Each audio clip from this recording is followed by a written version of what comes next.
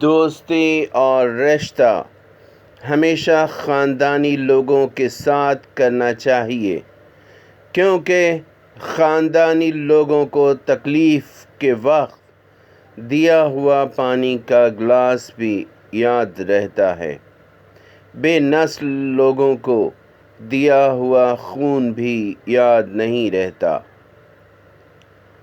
تم اپنا مستقبل تو نہیں بدل سکتے، لیکن تم اپنی عادات بدل سکتے ہو، اور تمہاری عادات ہی تمہارا مستقبل بدلیں گی۔ اخلاق بھی رزق کی طرح ہوتا ہے، اس میں بھی کچھ لوگ امیر، کچھ غریب اور کچھ انتہا کے مفلس ہوتے ہیں۔